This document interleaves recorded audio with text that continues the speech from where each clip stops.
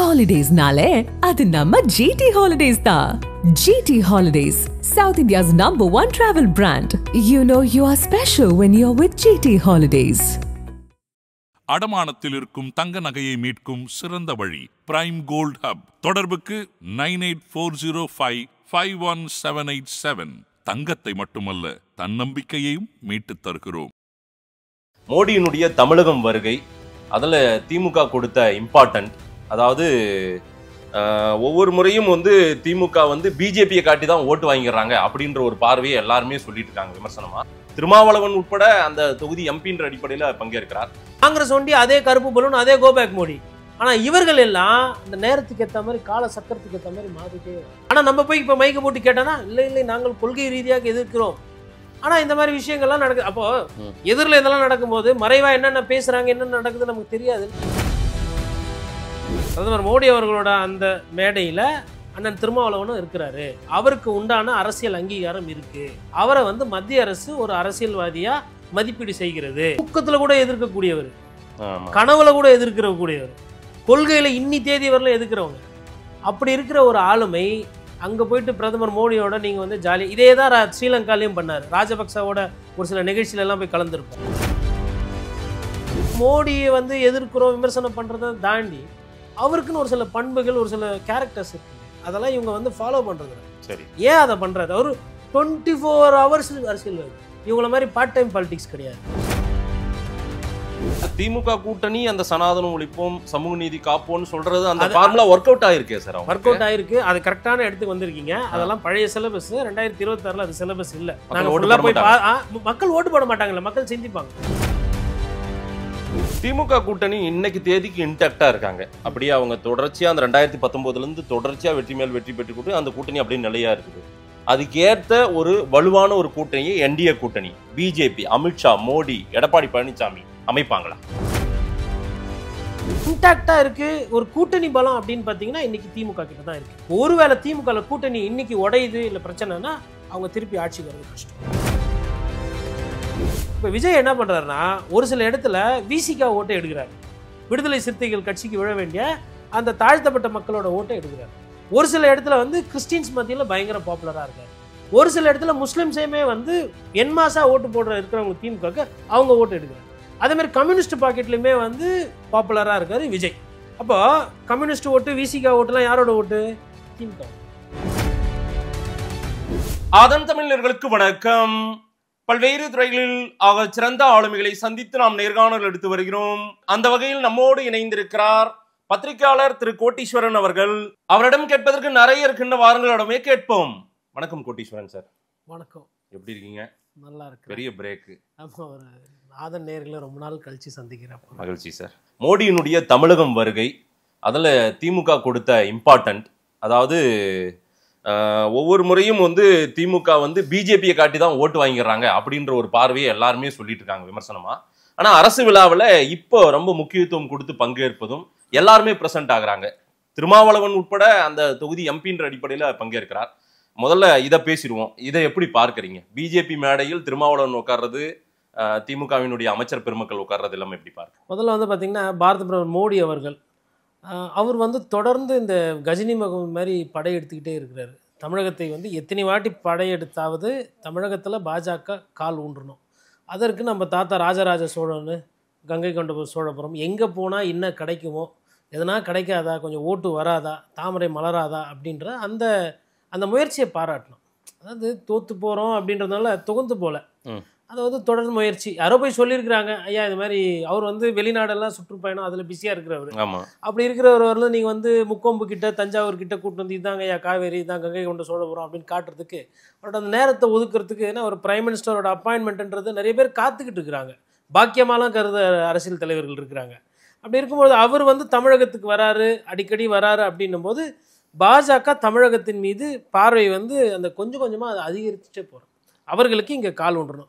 அதனுடைய முதல் முக்கியத்தன்மை. Prime minister அரசு விழாவுக்கு வர்றது கூட அதை நம்ம அப்படி பார்க்க முடியுமா? கங்கை கொண்ட சோழபுரம் இதெல்லாம் ஒரு ஸ்பிரிச்சுவலாகவும் நம்முடைய கலாச்சாரத்தையும் பார்த்து இதை பெருமைப்படுத்தணும்னு அழைச்சிட்டு வரதா பார்க்குறீங்களா? இல்லை அங்கே பிஜேபியே ரொம்ப முனைப்போட இதெல்லாம் இரண்டுமே இருக்குது அதில். ஒன்று இவருக்கு கோயிலுக்கு போயிட்டு பூஜை பண்ணுறதுலாம் பிடிக்கும். நீங்கள் இதற்கு முன்னாடி பார்த்தீங்கன்னா பிரதமர் வந்து இந்த மாதிரி தீபார்த்தனை காட்டுற சீன்லாம் வந்து முன்னாடிலாம் கிடையாது. நேரு காலத்துலேருந்து அதுக்கப்புறம் எவ்வளோ பிரதமர்கள் இருந்திருக்காங்க. ஒரு பிரதமர் வந்து பூசாரியாக மாறுறதுன்றது இந்தியாவில் தான் இருக்குது. அப்படி இருக்கும்போது இந்தியானா அதுவும் பிரதமர் மோடி அவர்கள்கிட்ட தான். அப்படி அவர் மாறும்போது என்ன ஆகுதுன்னா, அதனால் கிடைக்கக்கூடிய அந்த சந்தோஷம், அவருக்கே கிடைக்கிற சந்தோஷம் அவ்வளோ பெரிய அந்த நீங்கள் அந்த ஒரு சிவலிங்கத்தை பார்த்தீங்கன்னா அவ்வளோ பெருசாக இருக்கும்போது அவருக்கு அது பிடிக்குது.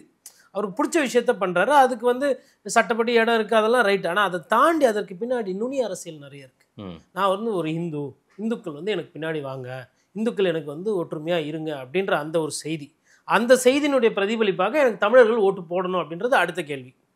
2. 3வது இதில் ரொம்ப முக்கியமான விஷயம் என்னன்னு பார்த்தீங்கன்னா, அவருக்கு வேறு சாய்ஸும் இருக்குது.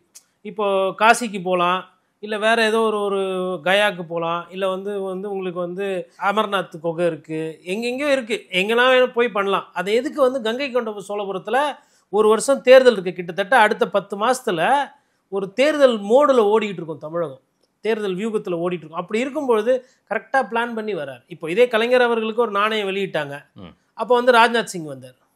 ஏன் அது கூட மோடி அவர்களே வந்துருக்கலாம். கலைஞரும் வந்து தமிழகத்தில் வந்து ஒரு அடையாளம் காட்டப்பட்டவர். மேபி ராஜராஜ சோழனையும் கலைஞரையும் ஒப்பிட முடியாது. பட் இன்னைக்கு தேதியில் கரண்ட் கண்டெம்பரரி பாலிடிக்ஸில் இன்னைக்கு நிகழ்வுகளுக்கு அவர் ஒரு முக்கியமான தலைவர். ஆனால் அந்த மாதிரி நிகழ்ச்சிக்கெலாம் அவர் வந்து வர்றது கிடையாது.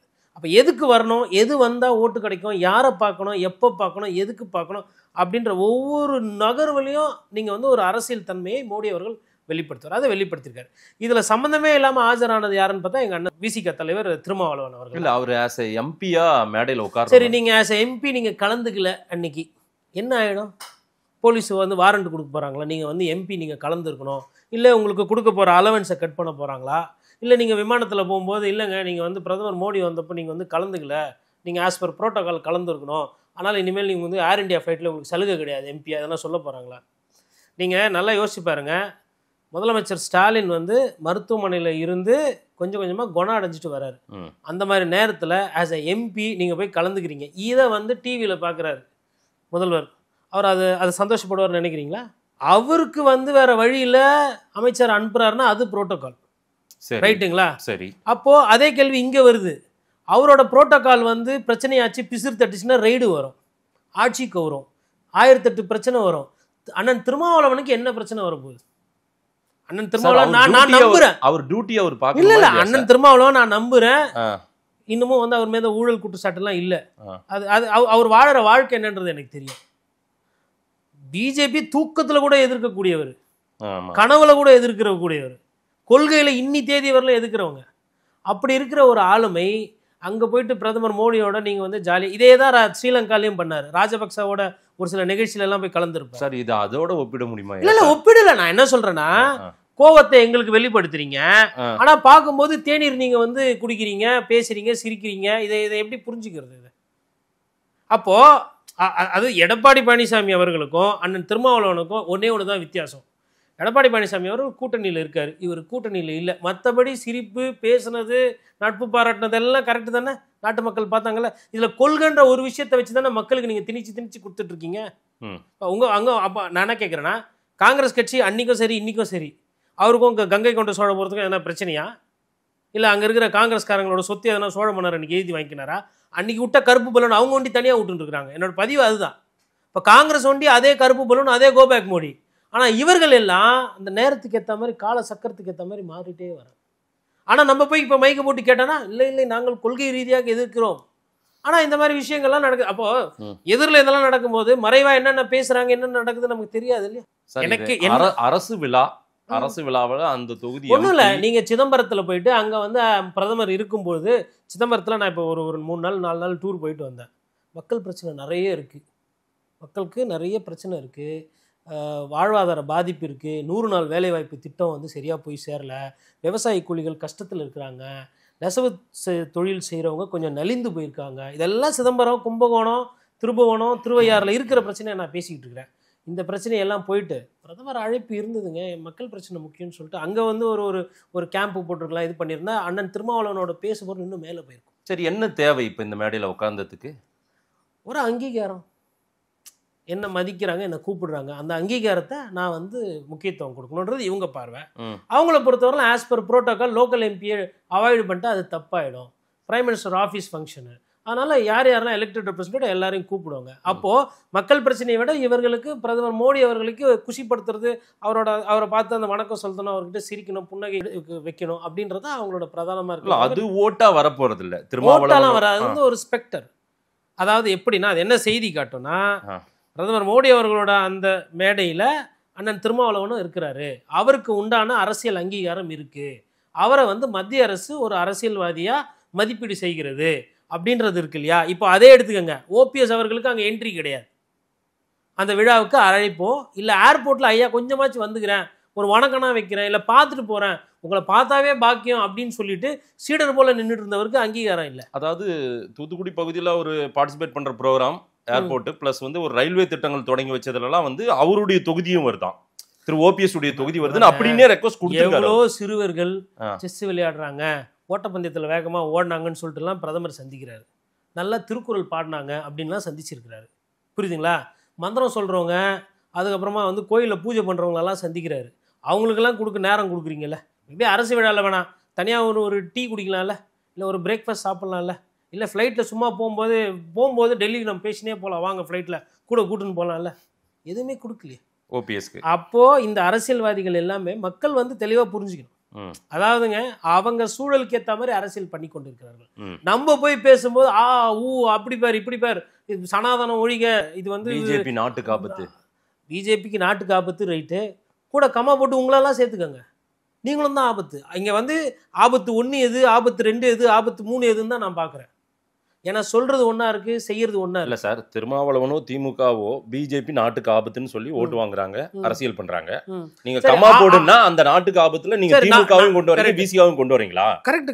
இல்லை அதாவதுங்க நான் என்ன கொண்டு வரேன்னா, நிறைய விஷயத்தை வந்து விசிகா வந்து இன்னைக்கு சூழ்நிலையில் அமைதி காத்து கொண்டு இருக்காங்க, கேட்கறது கிடையாது. கூட்டணியில் இருக்கிற காரணத்தினால பிஜேபியை பற்றி அவங்க வந்து எதிர்த்து பேசுகிறாங்க. பிஜேபி மீது எதனா ஒரு வழக்கு, பிஜேபி தவறு செய்யுதுன்னு சொல்கிறீங்க, எதனா ஒரு வழக்கு, எதனா ஒரு நீதிமன்றத்துக்கு போடுறது, இல்லை பிஜேபியை பொது வழியில் அம்பலப்படுத்துகிற வேலையை விசிகா எதனா பண்ணியிருக்கா? இப்போ ஒரு 2 வருஷத்தில் எதனா சொல்லுங்கள். மேடை போட்டு பேசினதை தவிர்த்து அறிக்கையை விட்டு பிஜேபி இந்த மாதிரி வேலைலாம் பண்ணியிருக்குன்னு சொல்லிட்டு மக்கள்கிட்ட முகசொலிப்பு தன்மை வரா மாதிரி திமுகவோ இல்லை விசிகாவோ எதனா பண்ணியிருக்காங்க அந்த 2-3 வருஷத்தில்? மேடை போட்டு பேசுகிறத தவிர்த்து, அதாவது தோல் உரிச்சு காட்டணும், ஊழல்வாதினா இவர் ஊழல்வாதி, இதில் இவர் திருடி இருக்காரு, இவ்வளோ பண்ணியிருக்கிறாங்க. நம்ம நம்பலாமா? மத்திய அரசு ஊழலே பண்ணுறதில்ல, பிஜேபி வந்து அக்மார்க் நெய்யால் செய்யப்பட்ட கட்சின்ற மாதிரி ஏற்றுக்கலாமா? வெறும் பப்ளிக் கிட்ட அந்த கோவத்தை வர வைக்கிறதுக்கு உண்டான மேம்போக்கான அரசியல், நுனி அரசியல் தான் பண்ணிட்டு இருக்காங்க. அதை தான் நான் இங்கே பதிவு பண்ண வரேன். ஸோ இந்த முறை ஒரு அரசியல் தான், இவங்களும் வந்து ஒரு அரசியல். இந்த அரசியலில் வந்து கண்டிப்பாக பிரதமர் மோடி அவர்களுக்கு கொஞ்சம் ப்ரௌனி பாயிண்ட்ஸ் கிடைக்கும். ஏன்னா 1000 இருந்தாலும் வந்து நம்ம தாத்தா ஒரு சோழ சாம்ராஜ்யத்தை கட்டி ஆண்ட ஒரு தமிழர்கள் பெருமைக்கு பிரதமர் வராரு, நேரம் கொடுக்குறாரு, சிலை கட்டுவன்றாரு. ஏதோ அந்த ஊரில் இருக்கிற கொஞ்சம் பேர் வந்து எல்லாருமே வந்து திமுக சொல்கிறதையோ அதிமுக சொல்கிறதையோ விசிகா சொல்கிறதையோ கேட்க மாட்டாங்க. ஒரு சில பேர் வந்து என்ன நினைப்பாங்க, பரவாயில்லப்பா இந்த சிலை யார் கட்டினது, இது வந்து மோடி வந்து சொன்னாங்க அந்த பீரியடில் கட்டினதுன்னு போது பார்க்கும்போது ஒரு சந்தோஷம். மேபி அதனால் இருக்கிற கோவம் தனியலாம், ஓட்டு வருதா இல்லைன்றது அப்புறம். அந்த கோவம் வந்து டெல்டாவில் இருக்கிற கோவம் வந்து மக்களுக்கு வந்து பிஜேபி மேலே கொஞ்சம் குறையலாம், அதற்கு வாய்ப்பு இருக்கும். ஏன் ஓபிஎஸ் சந்திக்கல, என்ன காரணம்? இல்லை, அது 2 காரணங்க. ஒன்று வந்து மோடி அவர்களோட அந்த கேரக்டர், அவரோட அந்த பொலிட்டிக்கல் ட்ரைட் என்று ஆங்கிலத்தில் சொல்லுவாங்க, அது ஒன்று. 2வது ஓபிஎஸ் அவர்களோட அந்த அரசியல் நடத்தக்கூடிய அவர் பண்ணிக்கக்கூடிய ஒரு சில வினைகள். இப்போ இது 2 எப்படி பார்க்கணும்னா, இப்போ மோடி அவர்களை பொறுத்தவரை ஒருவேளை ஓபிஎஸ் தயவு இல்லாமல் தென் தமிழ்நாட்டில் அதிமுக பாஜகவில் வெற்றி பெற முடியாது, இல்லை பாஜகவுக்கு ஓட்டே இல்லைன்னு தெரிஞ்சிருந்ததுன்னா அவர் கண்டிப்பாக சந்திச்சிருப்பார். ஓபிஎஸ் அப்போ பாதிப்பு இல்லைன்னு நினைக்கிறார். பாதிப்பு இல்லைன்னு அவர் நினைக்கிறார். ஒன்று. இன்னொன்று, மோடி அவர்களை பொறுத்தவரைக்கும் ஒரு 2 நிமிஷம் ஒரு குழந்தைகிட்ட இப்படி பேசினா கூட அதை ஒரு 10 பேர் ஃபோட்டோ எடுத்து அதை வந்து ஒரு விளம்பரமாக்கி அது மூலிமா 10 ஓட்டு வாங்கணும். ஒரு வெளியூர் போனால் ஒரு தொப்பி போட்டு அதை வைத்து ஒரு விளம்பரம். அங்கே ஃபாரினர்ஸ்லாம் போய் பார்த்தா அங்கே கோட் சூட்லாம் போட்டு அங்கே இருக்கிற சீமான்கள் சீமாட்டிகளோடு சேர்ந்து அங்கே ஒரு விளம்பரம். எல்லாத்துலேயுமே அரசியல் இருக்கும். அப்போது ஓபிஎஸ் வந்து இன்னைக்கு வந்து பாக்கியமாக கருதுறேன், பாக்கியத்தை கொடுங்க, இதெல்லாம் வந்து பழைய காலத்தில் படத்தில் பார்த்துருப்பீங்க. ஒரு சிவலிங்கத்துக்கு முன்னாடியோ இல்லை கிறிஸ்டர் சிலைக்கு முன்னாடி நின்று தியானம் இருப்பாங்க. தியானம் இருந்து நீங்கள் வந்ததே எம்பெருமான் வந்ததே என் பாக்கியம், வாழ்நாள் பாக்கியம். அப்போ கேள்விப்பட்டது இந்த டயலாக்லாம். அதை அப்புறமா நான் இப்போ தான் பார்க்குறேன். ஓபிஎஸ் அது அப்படி எழுதியிருக்க கூடாதுங்க. என்னோட மன வருத்தம் என்னன்னா, எனக்கு உண்டான தலைவர் ஓபிஎஸ், ஏன்னா தமிழகத்தினுடைய முன்னாள் முதலமைச்சர், ஒரு முன்னாள் முதலமைச்சர் வந்து பிரதமர் கிட்ட இது மாதிரி நேரம் கிடைச்சா சந்திக்க விரும்புகிறேன், முடிஞ்சு போச்சு. என்ன வார்த்தை இது, யார் எழுதி கொடுக்குறதுன்னு தெரியல. இப்படியெல்லாம் அவங்க என்ன நினைப்பாங்க, பழைய ஃபார்மர் சீஃப் மினிஸ்டர் இப்படிலாம் எழுதுவாங்க போலன்னு நினைப்பாங்க. அப்படியெல்லாம் வந்து அதாவதுங்க, நீங்கள் அரசியல் பண்ண வேண்டிய தமிழகத்தில் தான். அது இங்கே என்ன பிரச்சனைனா, மக்கள் செல்வாக்கு ஓபிஎஸ்க்கு இன்னைக்கு கணிசமாக இல்லைன்ட்டுன்னு பிரதமர் நினைக்கிறாரு. இப்போ இதே ஒரு ஓட்டு இருக்குது, இப்போ வந்து தோனி வராருன்னு வச்சுக்கோங்களேன், தோனியோட ஃபோட்டோ எடுத்துக்கினா 10,000 ஓட்டு கிடைக்கும்னா டெய்லி ஃபோட்டோ எடுத்துக்குவார். இதெல்லாம் அவர் பண்ணுவார். யார்? பிரதமர். ரஜினிகாந்தை போய் வீட்டில் சந்திச்சார்ல, அதே ரஜினிகாந்தை நீ கூப்பிடல. இவருக்குமே வந்து கோயிலுக்குள்ளனா பிடிக்கும், போய் தியானம் பண்ணுற ஒரு தனிமையில் ரஜினிகாந்தை கூப்பிட்டு, எப்பா வாப்பா சூப்பர் ஸ்டார், நான் வந்து கங்கை கொண்ட சோழபுரம் வரேன், நான் என் பக்கத்தில் உட்காந்துக்கும், மக்கள் பார்க்கறதுக்கெலாம் நல்லாயிருக்கும் அப்படின்னு போது ஏன் அதெல்லாம் ஏன் சிந்திக்கலை? நானே பெரிய சூப்பர் ஸ்டார் பொலிட்டிக்கலாக, எனக்கு எலெக்ஷன் நேரத்தில் தான் நீங்களாம் தேவை, எலெக்ஷன் இல்லாதப்போ நானே சோலோவாக பண்ணிக்குவேன் அப்படின்றத ரொம்ப தெளிவாக இருப்பார். நாங்கள் இங்கே மோடியை வந்து எதிர்க்கிறோம் விமர்சனம் பண்ணுறதை தாண்டி அவருக்குன்னு ஒரு சில பண்புகள், ஒரு சில கேரக்டர்ஸ் இருக்குங்க, அதெல்லாம் இவங்க வந்து ஃபாலோ பண்ணுறதில்ல. சரி, ஏன் அதை பண்ணுறாரு? அவர் 24 hours அரசியல்வாதி, இவங்கள மாதிரி பார்ட் டைம் பாலிடிக்ஸ் கிடையாது. இப்போ ஓபிஎஸ் நீங்கள் சொன்னீங்களா, ஏன் அவருக்கு கிடைக்கல? இப்போ ஓபிஎஸ்க்கு வருவோம். முன்னாலே பாக்கியன்னு கடிதம் எழுத வேண்டியது, மறுநாள் இன்னைக்கு காலையில் 11 மணிக்கு கண்டிச்சிருக்கிறாரு. என்னன்னா 2151 கோடி வரலையா, அது கண்டிச்சு. இது எப்போ வரல? முந்தா நேற்று வராமல் இன்னைக்கு செக்கு கிரெடிட் ஆகாமல் போயிடுச்சா? பல மாசமா, பல வருஷமா இருக்கு. திடீர்னு அந்த அறிக்கையை பார்த்தோன்னா, எங்கடா இது அன்பில் மகேஷ் அவரோட அறிக்கை மாதிரி இருக்கு இது அப்படின்னு பார்த்துட்டேன் நான். அப்புறம் பார்த்தா இல்லை இது பள்ளி கல்வித்துறை கிடையாது, இது வந்து ஓபிஎஸ் அவர்கள் தான் அமைச்சிருக்கிறாரு அப்படின்னு. கோவம், நியாயமான கோவம் எப்போ வரணும்? மக்கள் பக்கம் இருந்து நீங்கள் அரசியல் பண்ணி இன்னைக்கு எல்லாம் கையை விட்டு போகிற நேரத்தில் மதுரையில் மாநாடு போடுறீங்க. இது எப்போ போட்டிருக்கணும்? இவர் எழுச்சி பயணம்லாம் எடப்பாடி பழனிசாமி போகிறதுக்கு முன்னாடி, இன்னும் ஒரு 2 வருஷத்துக்கு முன்னாடியே இதை போட்டு, எப்பா என்னப்பா மத்திய அரசு சரி ஸ்டாலின் கேட்க மாட்டார், அவர் ஆட்சியில் இருக்கிறாரு, அமலாக்கத்துறைக்கு பயந்தே இருக்கிறாரு வச்சுக்குவோம். நான் கேட்பேன், தமிழக மக்களுக்கு துட்டு வரலன்னா நான் கேட்பேன், என் ஊர்லேருந்து இவ்வளோ போகுது, டிஎன்இபி பில்லில், டான்ஜெட்கோ எலக்ட்ரிசிட்டி பில்லில், மேபி இதெல்லாம் இவங்க போய் கட்டினா தான் தெரியுமா என்னன்னு தெரியல, சிஜிஎஸ்டி எஸ்ஜிஎஸ்டின்னு போட்டிருக்காங்க. இப்போ இதெல்லாம் புதுசாக போட்டது. அப்போது 2 விஷயம், ஒன்று ஜிஎஸ்டி இவங்க வாங்க போகிறாங்க, இல்லை வாங்கிட்டு இருக்காங்கன்னு அர்த்தம். இதெல்லாம் இதை பற்றி எதனா தெரியுமா? இதை பற்றி யாருன்னா பேசினாங்களா? கரண்ட் பில்லை ஏறி இருக்குன்னு தெரியுது, அதில் ஜிஎஸ்டி எதுக்கு? மக்கள் மேலே எவ்வளோங்க நீங்கள் சுமப்பீங்க? அதாவது நீங்கள் கொடுக்குற கரண்ட்டுக்கு நாங்கள் காசு கொடுத்து வாங்குகிறோம், அதில் எங்கேருந்து ஜிஎஸ்டி வருது? இதெல்லாம் அந்த ஜிஎஸ்டி வந்தப்போ இதை பற்றிலாம் பேசவே இல்லையே. இது பேசலையா? ஐசியூ மருத்துவமனையில் வந்துட்டு சாக கிடக்கிறவனுக்கு ஜிஎஸ்டி போட்டாங்க, அப்போல்லாம் கண்டனம் தெரிவிக்கலையே. இப்போ திடீர்னு கண்டனம் வருது. அதுக்கப்புறம் ஒரு பண்ருட்டியார் வந்து ஒரு அறிக்கை விடுறாரு, ஓபிஎஸ் வந்து வேறு சில முடிவுகள் எடுக்கணும். இன்னைக்கு ஓபிஎஸ் அவர்கள் முடிவு எடுக்கிற நேரம்லாம் மலை ஏறி போய்விட்டது. இன்னைக்கு அவரோட நிலைமை வந்து என்னன்னா, மக்கள் தான் அவரை காப்பாற்ற முடியும். அவர் போக வேண்டிய இடம் அறிஞர் அண்ணா சொன்னது, மக்கள்கிட்ட போங்க, மக்களுக்கு உண்டான புரட்சி பண்ணு. மக்கள் செல்வாக்கு வந்துச்சுன்னா திரும்பி மோடி மறுபடியும் வந்து ஏர்போர்ட்டில் hello OPS how are you அப்படி கேட்பார். அது நடக்கும். அவருக்கு அதெல்லாம் பிரச்சனை கிடையாது. யாருக்கு செல்வாக்கு இருக்கும் இல்லை, இன்னொன்று பார்ட்டியில் நம்பர் 1 யார், அவங்கக்கிட்ட தான் அவங்க வியாபாரம் பேசுவாங்க, டீல் பேசுவாங்க, தேர்தலை பற்றி பேசுவாங்க. மற்றவங்க கிட்டலாம் அவங்க பேசுறது கிடையாது. இது பிஜேபியோட ஸ்டைலு. இதை இவர் புரிஞ்சுதா புரியலையானே தெரியல. அதற்கு உண்டான அரசியலாம் பண்ணாமல், குறைந்தபட்சம் இன்னைக்கு தேதியில் சசிகலா அவர்கள் தனியாக இருக்கிறாங்க, ஓபிஎஸ் தனியாக இருக்கிறார், டிடி தினகரன் தனியாக. நீங்கள் 3 பேர் ஒன்றா இருக்கலாம்ல. உண்மையிலே உங்களுக்கு ஒத்துமையாக இருக்கணும், தமிழக மக்கள் நல்ல, நீங்கள் வந்து ஒன்று சேர்ந்து இருக்கலாம்ல. ஒரு மேடையில் ஒன்றா, இல்லை வீட்டுக்கு போய் பார்க்குறது, ஒருத்தர் இன்னும் விட்டு கொடுத்து போகலாம், இல்லை இன்னொருத்தர் வரலாம். எதுவுமே பண்ணாமல் நீங்கள் கடைசி நேரத்தில் டிசம்பரில் அக்டோபரில் பண்ணால் எல்லாம் சரியாயிடும்னு நினைக்கிறீங்களா? அப்போ போய் கண்டனத்தை தெரிவிக்கிறது, அது வந்து ஒரு ஃபியூச்சரிஸ்டிக் பிளான் இருக்கணுங்க. அதை வந்து இவர் ஐயா ஓபிஎஸ் வந்து மன்னிக்கணும், வழக்கறிஞர்களை நம்பி, கோர்ட்டு நம்பி கொஞ்சம் விஷயத்தை வந்து விட்டுட்டார். மக்களை நம்பி இருந்தாரு, தொண்டர்களை நம்பி இருந்தாருன்னா அவர் இன்னைக்கு இருந்திருக்க வேண்டிய இடமே வேற. பிஜேபி வேண்டான்னு முடிவு பண்ணிட்டாங்க. வெயிட் பண்ண வைப்பாங்க. எடப்பாடி பழனிசாமி வேணும்னா ஆம் வேணும், அண்ணாமலை அவர்கள் இன்னைக்கு வேணும்னா இல்லை, இப்போ நயினார் நாகேந்திரன் இருக்கிறார். இப்போ நீங்களாம் வெயிட் பண்ணுங்க, நாங்கள் சொல்லும்போது பேசிக்கலாம். ஸோ இது ஒரு சூட்சமான அரசியல் தான். தெளிவான அரசியல் பிஜேபி, தெளிவான அரசியல். ஆமாங்க, நீங்கள் உள்ளே விட்டால் திருப்பி மறுபடியும் பிரச்சனை பண்ணுவீங்க, திருப்பி போராட்டம்வீங்க, தர்ம யுத்தம்வீங்க, ரெட்டலையை முடக்கிறேன்வீங்க, இவ்வளோ பிரச்சனை இருக்குல்ல. இப்போ எனக்கு அதெல்லாம் பிரச்சனையா? இல்லை நான் ஜெயிச்சு ஆட்சியில் எனக்கு தேவை திமுக வீட்டுக்கு போகணும், அதுதான் மோடி அவர்களோட இஷ்டம். அமித்ஷாவோட கோல் என்ன? Dismantle the government. ரைட்டுங்களா? இதுதான் அவங்க பார்ப்பாங்க. ஓகே. அங்கே போயிட்டு என்னை கூப்பிடல, எனக்கு முக்கியத்துவம் கொடுக்கல, ரெட்டலை என்கிட்ட குத்துருங்க, எங்களுக்கு அது அந்த சின்ன பஞ்சாயத்து இருக்குது பாருங்க, அதெல்லாம் வந்து அவங்க பார்க்க மாட்டாங்க. சரி. முதல்ல யாருக்கு வந்து அதிகமான செல்வாக்கு இருக்குது, யாருக்கு வந்து அதிகமான சட்டமன்ற உறுப்பினர்கள் இருக்கிறாங்க, யாரால் தேர்தலில் வந்து வேட்பாளர் நிறுத்தி ஜெயிக்க முடியுமோ அவங்களுக்கு முக்கியத்துவம் கொடுத்து போயிடுவாங்க. அண்ணாமலைக்கு என்ன சவுண்டு விட்டாங்க, என்னென்ன அந்த இந்த சோஷியல் மீடியா மீம்ஸ் என்ன, ட்ரெண்ட் என்ன. நீங்கள் சோஷியல் மீடியாவில் தேர்தல் வச்சுருந்தீங்கன்னா அண்ணன் சீமான் அவர்கள் முதலமைச்சர், எதிர்கட்சி தலைவர் அண்ணாமலை. அடுத்து ஒரு 6 மாதம் கழிச்சு தேர்தல் அண்ணாமலை முதல்வர். இதுதான் நடந்திருக்கும். இப்போ இன்னைக்கு தெரியுது, அண்ணன் சீமான் இன்னைக்கு 3வது பெரிய கட்சி களத்தில் நிற்கிறாரு. அண்ணாமலை எங்க இன்னமும் நிறைய பேர் நம்பிட்டு இருக்கிறாங்க. கள அரசியல் செய்வது கிடையாது. கோவமாக பேசுறது, ஏர்போர்ட்டில் பேசுறது, அதெல்லாம் வந்து உங்களுக்கு வாக்காக மாறாது. வாக்கு மாறுறதுன்றது அது ஒரு பாண்டு. அதாவது வாக்காளர்களுக்கும் தலைவர்களுக்கும் வந்து ஒரு ஒரு ஒரு புரிதல் இருக்கணும். ஓட்டு போடுறவங்க நம்ம பிரச்சனையை பேசுகிறாப்புலப்பா, நம்மளோட வயிற்று பிரச்சனை புரியுது, நம்ம பணத்தை பாக்கெட்டில் இருந்து காணா போச்சு, இது அவருக்கு புரியுது. என் பிள்ளைங்க படிக்கணும், படித்து வேலை இல்லை, 100 நாள் வேலை வாய்ப்பு பிரச்சனை இருக்குது, மகசூல் இல்லை, நெல் எடுத்துகிட்டு போய் கொடுத்தா அரிசி வந்து வைக்கிறதுக்கு இடம் இல்லை, குடவுன் இல்லை, மழை பெஞ்சா அந்த நெல் வந்து நெல்மணி வந்து நாசமாக போகுது. இந்த பிரச்சனைகள் புரிஞ்சு பேசுகிறவங்கள தான் மக்கள் நேசிப்பாங்க.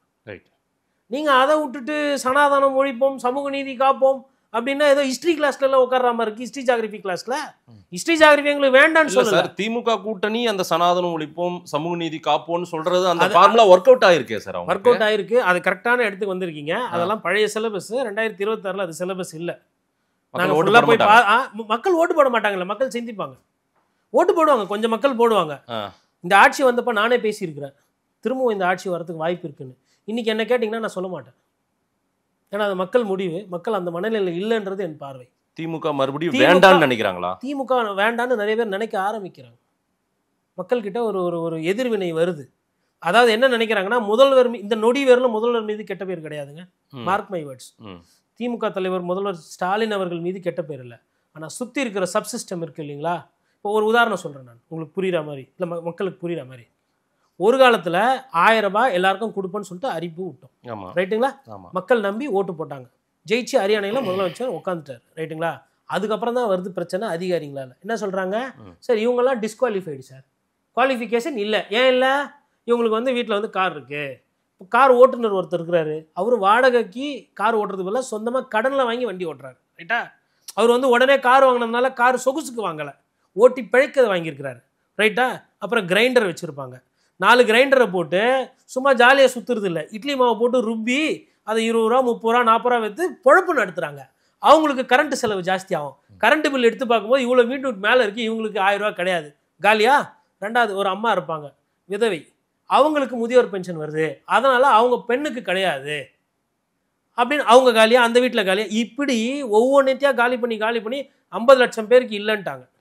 அப்போ இன்னைக்கு அந்த 50 லட்சம் பேர் வந்து தகுதியானவர்கள்.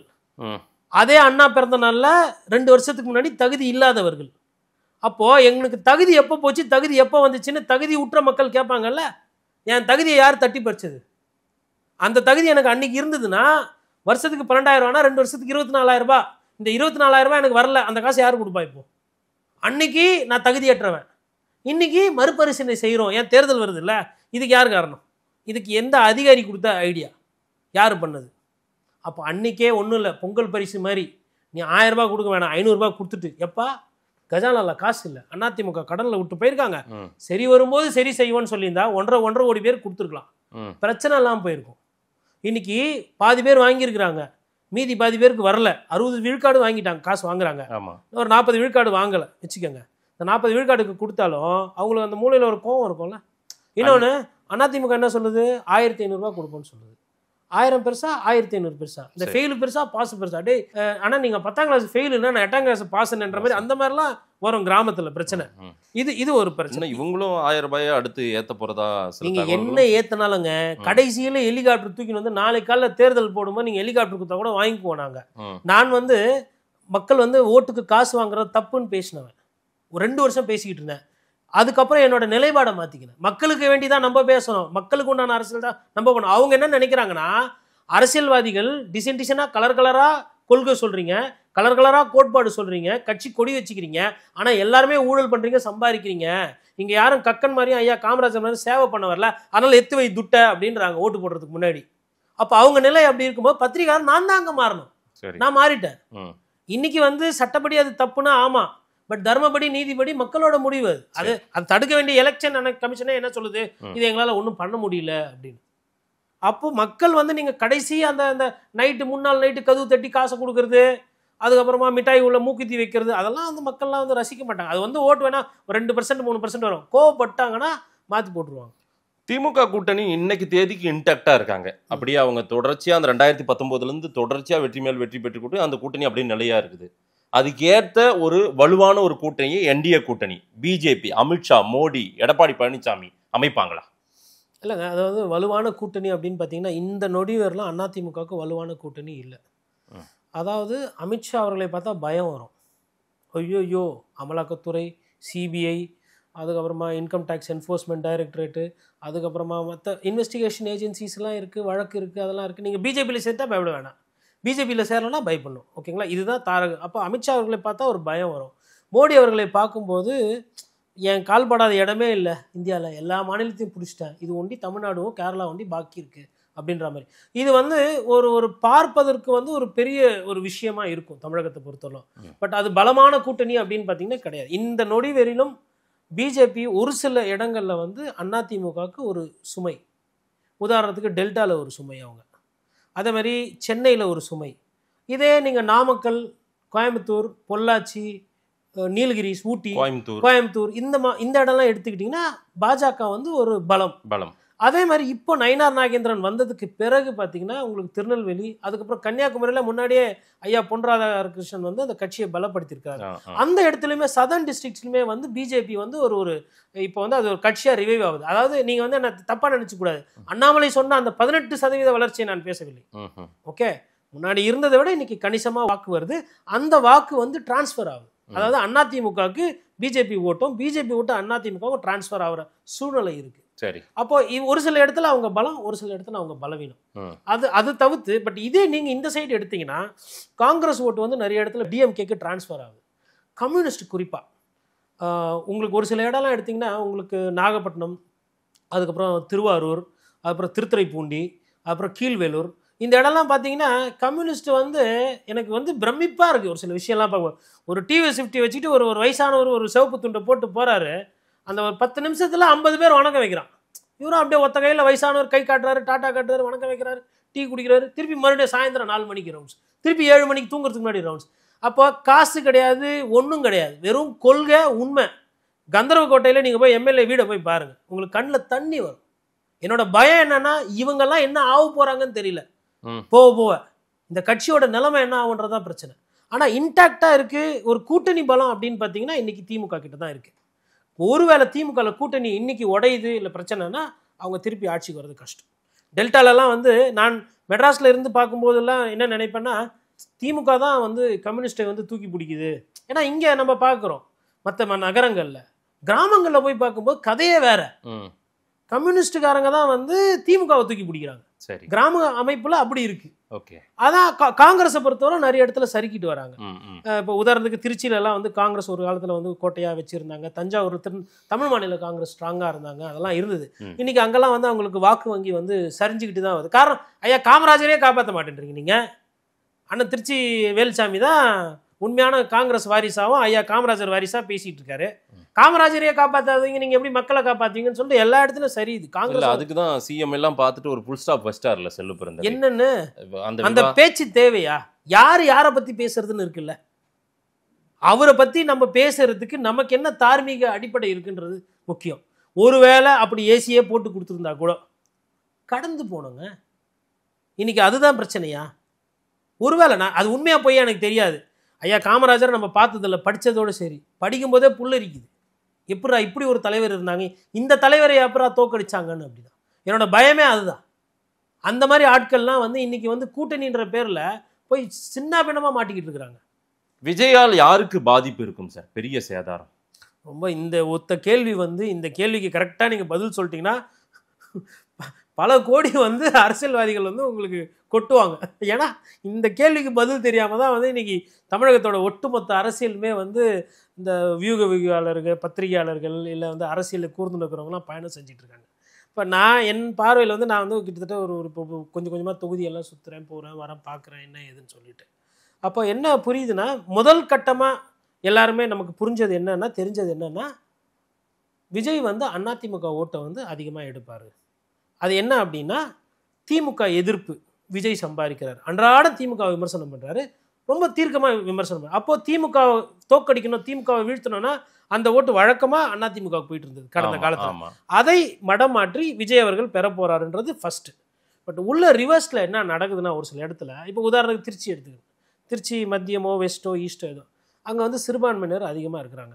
வேளாங்கண்ணி எடுத்துக்கோங்க, நாகூர் எடுத்துக்கோங்க, தஞ்சாவூரில் பாபநாசம், அதேமாதிரி உங்களுக்கு ஒரு சில தொகுதி, அதேமாதிரி உங்களுக்கு ஒரு சில இடத்துல கிறிஸ்டின்ஸ் அதிகமாக இருப்பாங்க, முஸ்லிம்ஸ் அதிகமாக இருப்பாங்க, ஒரு சில இடத்துல கம்யூனிஸ்ட் தோழர்கள் அதிகமாக இருப்பாங்க. இப்போது அதேமாதிரி ஒரு சில இடத்துல விசிகாவுக்கு வந்து அதிகமான இருக்குது. இப்போ விஜய் என்ன பண்ணுறாருன்னா, ஒரு சில இடத்துல விசிகா ஓட்டை எடுக்கிறார், விடுதலை சிறுத்தைகள் கட்சிக்கு விழ வேண்டிய அந்த தாழ்த்தப்பட்ட மக்களோட ஓட்டை எடுக்கிறார். ஒரு சில இடத்துல வந்து கிறிஸ்டின்ஸ் மத்தியில் பயங்கர பாப்புலராக இருக்கார். ஒரு சில இடத்துல முஸ்லீம்ஸையுமே வந்து என்மாஸாக ஓட்டு போடுற இருக்கிறவங்க திமுகவுக்கு அவங்க ஓட்டு எடுக்கிறார். அதேமாதிரி கம்யூனிஸ்ட் பாக்கெட்லையுமே வந்து பாப்புலராக இருக்கார் விஜய். அப்போ கம்யூனிஸ்ட் ஓட்டு விசிகா ஓட்டுலாம் யாரோட ஓட்டு? திமுக ஓட்டு. அப்போ மேலே வந்து எடுக்கிறது வந்து மேலே ஃபர்ஸ்ட் கொஞ்சம் வெட்டி எடுக்கிறது அதிமுக ஓட்டு, கீழே இருந்து உருவுறது, கீழே இருந்து வெட்டி எடுக்கிறது திமுக ஓட்டு. ரைட்டு. இதில் இன்னொரு மிகப்பெரிய ஒரு விஷயம் என்ன நடக்குதுன்னா, கஷ்டப்பட்டு 1000 ரூபாய் கொடுத்துருக்குறாங்க. யாருக்கு? பெண்களுக்கு. ஆமாம். மாணவர்களுக்கு கஷ்டப்பட்டு 1000 ரூபாய் கொடுத்துருக்கு அரசு. கரண்ட் விலையை ஏற்றி, சொத்து வரி ஏற்றி, தண்ணி வரி ஏற்றி, குடும்ப தலைவர் பாக்கெட்ல இருந்து அந்த காசை எடுத்து அதை அரசு கஜானாவில் போட்டு அது மூலமா இல்லாதப்பட்டவர்களுக்கு செய்கிறாங்க. நல்ல விஷயம், ரைட்டு. விஜய் கஷ்டமே படாமல் அந்த ஓட்டெல்லாம் வாங்க போகிறாரு. 18லேருந்து 25 வயசு பசங்களுக்கு 1000 ரூபாய் கொடுத்தாலும் சரி, நீங்கள் வந்து நான் முதல்வன், அதுக்கப்புறம் இந்த திட்டம், எந்த திட்டமாக இருந்தாலும் சரி, ஸ்க்ரீனில் பார்க்குறாங்க, அண்ணன் விஜய் வந்துட்டார், மாற்றம் முன்னேற்றம் அப்படின்ற மாதிரி அவங்களே முடிவு பண்ணிக்கிறாங்க. அவங்க வீட்டில் இருக்கிறவங்க கிட்ட போய் கேட்டிங்கன்னா அவங்க ஓட்டு போட மாட்டாங்க. 40 வயசுக்கு மேலே பெருசாக வந்து ஆண்கள் கிட்ட வந்து விஜய் அவர்கள் எடுபடவில்லை. பொதுவாக ஆண்கள் வந்து விஜய் வந்து ஒரு சீரியஸ் இதுவாக வந்து இந்த நொடி வரலாம் பார்க்கல. அவங்க வந்து ரெட்டலை இல்லை உதயசூரியன். இப்போ நீங்கள் டெல்டாலேருந்து எடுத்தீங்கன்னா உதயசூரியன் ரெட்டலை, கொங்குலேருந்து எடுத்தீங்கன்னா ரெட்டலை உதயசூரியன், இப்படி தான் இருக்க தவிர்த்து பேட்டர்னு. மற்றபடி விஜய் வந்து அங்கே பெரிய இன்ரோட்ஸ் பண்ணலை. அதே மாதிரி சீமான் அவர்களோட ஓட்டையும் கொஞ்சம் எடுக்கிறார் விஜய் அவர்கள். பட் ஆனால் அதை சீமான் அவர்கள் உஷாராக புரிஞ்சுக்கிட்டு இப்போ பார்த்தீங்கன்னா கூட்டம்லாம் அதிகமாக போடுறாங்க, அதிகமாக வேலை பண்ணுறாங்க. அப்போ நான் என்ன நினைக்கிறேன்னா, சீமான் அவர்களோட அந்த ஃபாலோவர்ஸ் வந்து கிட்டத்தட்ட கம்யூனிஸ்டும் திமுகவும் கலந்த மாதிரி ஒரு பிரீடு அது. சரி, சும்மா நீங்கள் வந்து ஒரு படத்தை போட்டு விசில் அடிச்சுட்டு படம் ஓடிச்சு பாட்டு போட்டு செட்டெல்லாம் போட்டு, இல்லை இந்த ஒரு பஸ்ஸில் போகிறது, இல்லை வந்து ஒன்றிணைவோம் எல்லாம் உங்களோட நான் எங்களோட நீங்கள் அந்த மாதிரிலாம் அப்படி மாற்ற முடியாது. அது வந்து பெரிய டென்ட் இருக்காதுன்னு நினைக்கிறேன் நான். சீமான் அவர்களுக்கு டென்ட் இருக்கும், மேபி 8ன்றது 6 வரலாம், இல்லை 7 வரலாம், பட் அது கரைஞ்சிரும், காணாமல் போயிடும் அப்படின்ற மாதிரிலாம் ஒரு பயம் இருக்குது. அது வந்து இல்லை அப்படின்ற மாதிரி. ஏன்னா சீமானோட ஃபாலோவர்ஸு நம்ம வந்து கட்சிக்காரங்களை போய் பார்க்குறது ஜென்ரலாக பேசும்போது ரொம்ப தெளிவாக இருக்காங்க. தோக்கிறதுக்கு எங்களுக்கு பிரச்சனை புதுசு கிடையாது, நாங்கள் வந்து இப்படி தான் இருக்க போகிறோம். ஆனால் எவ்வளோ நாள் அவங்க சஸ்டெயின் ஆவாங்கன்னு தெரியல, எவ்வளோ நாள் இது ஓடுன்றது தெரியல. அதனால் வர தேர்தலில் அவங்களும் ஒரு ஒரு ஒரு போட்டி, ஒரு டஃப்னஸ் கொடுக்க போகிறாங்க. ஏன்னா அவங்களுக்கு ஈஸி, கன் எடுத்து எல்லாரையும் சுட வேண்டியது தான். விஜய் வந்து இன்னைக்கு நேற்று கூட பேசியிருக்காரு அண்ணா சீமா, எதுக்கு Y+Z+ கேட்டிருக்காரு. எதுக்கு இல்லை, வேவ் பார்க்கறதுக்கு. எல்லாம் நினைப்பாங்க பாதுகாப்புன்னு. ஏங்க காவல்துறை உங்கள் வீட்டில் வந்து நிற்கிதுன்னா என்ன அர்த்தம்? காவல்துறையோட முதல் வேலை என்ன? ஒற்றன் வேலை பார்க்குறது. 2வது தான் பாதுகாப்பு. ஒற்றன் வேலை பார்த்தா தான் யார் நல்லவன் வரான் கெட்டவன் வரான்றது தெரியும், துப்பு கொடுக்க முடியும். அது தெரியாமல் வந்து நீங்கள் அந்த செக்யூரிட்டிலாம் வாங்கி வச்சுக்கிறீங்க, அது எல்லாம் மேலே இருக்கிறவங்க பார்த்துக்குவாங்கன்ற மாதிரி இங்கே என்ன நடக்குது எல்லாம் போவாங்க. பாதுகாப்புன்றது அப்புறம். இப்போ இது ஒரு பேசு பொருள். அதே மாதிரி எல்லாருமே அவர் சீமான் அவர்கள், எடப்பாடி பழனிசாமி அவர்களும் விமர்சனம் பண்ணலாம், அடிமை ஆட்சின்னு சொல்லலாம். முன்ன கடந்த காலத்தில் திமுகவை சொல்லவே வேணாம், அவர் தூக்கத்தில் கூட பேசிக்கிட்டே இருப்பார் பொழுது. திமுக எதிர்ப்பு எப்படி ஏதோ ஒரு காம்ப்ரமைஸ் ஆயிட்டாங்க. இப்போ போய் துக்கம் விசாரிக்க போன இடத்துல அது வந்து நாகரிகம் தாங்க. இப்போது அண்ணன் திருமாவளவன் போனப்போ நான் வந்து அதை வந்து நாகரிகத்தை தாண்டி அதில் அரசியல் இருக்குன்னு சொன்னேன்.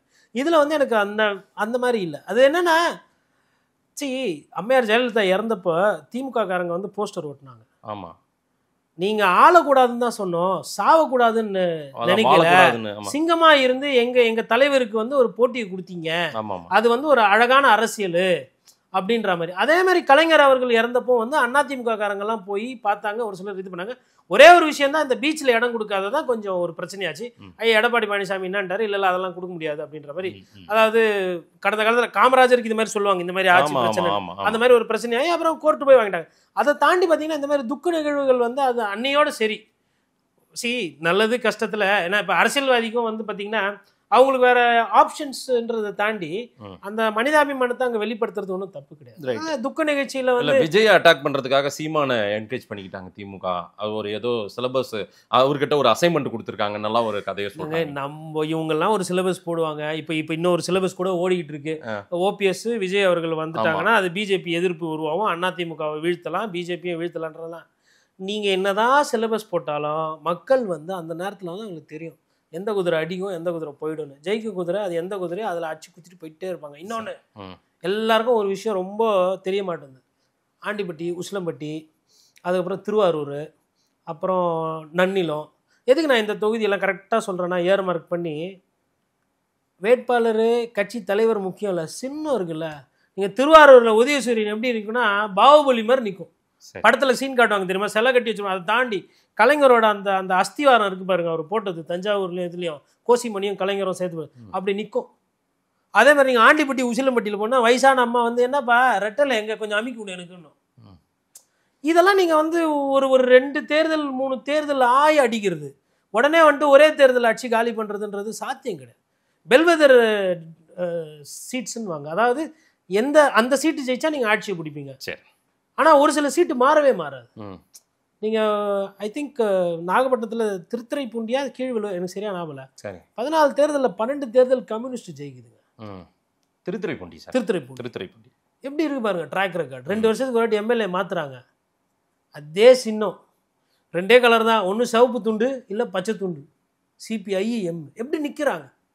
அப்போது இதெல்லாம் வந்து நீங்கள் ஒரு நாளில் வந்து ஒரு புது ஹீரோவோ இல்லை அண்ணன் சீமானோ வந்து பேசிட்டு அப்படியே மாற்றிட்டு போக முடியுன்றது அவங்களால மாற்ற முடியாதுன்னு நான் சொல்லலை. 2026 அதுக்கு வாய்ப்பு இல்லைன்றதான் நான் சொல்கிறேன். இதில் ரொம்ப நகைச்சுவையான விஷயம் என்னன்னா, அண்ணன் அண்ணாமலை தான் 2026 முதலமைச்சர்ல பிரதமர் மெட்டீரியல்ன்ட்டாங்க அவரை. இப்போ அடுத்த பிரைம் மினிஸ்டரே அவர் தான் அப்படின்ற மாதிரி எல்லாம் பேச்சு. கல நிலவரம் என்னதான் பண்ண போறாங்க அவருக்கு? அண்ணாமலை அவருக்கு வந்து ஒரு அருமையான வாய்ப்பு, அவரு அதை சரியா பயன்படுத்திக்கல, அவ்வளவுதான்.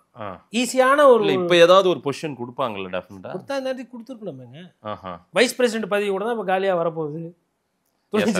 இல்லைங்க, பிரதமரே ஆகும்போது நீங்கள் துணை ஜனாதிபதி ஆக முடியாதா? அதனால என்ன வேணா ஆகலாம். பிஜேபி போதும் அண்ணாமலைக்கான இது அவருக்கு எதுவுமே ஒரு பவரா ஒரு பதவி கொடுக்க மாட்டாங்கன்னு நினைக்கிறீங்களா? என்ன அரசியல் சிற்றறிவுக்கோ இல்லை பொது அறிவுக்கோ இல்லை பத்திரிகை அறிவுக்கோ தெரிஞ்சு அவருக்கு எதுவும் இப்போதைக்கு இருக்கிற மாதிரி தெரியல.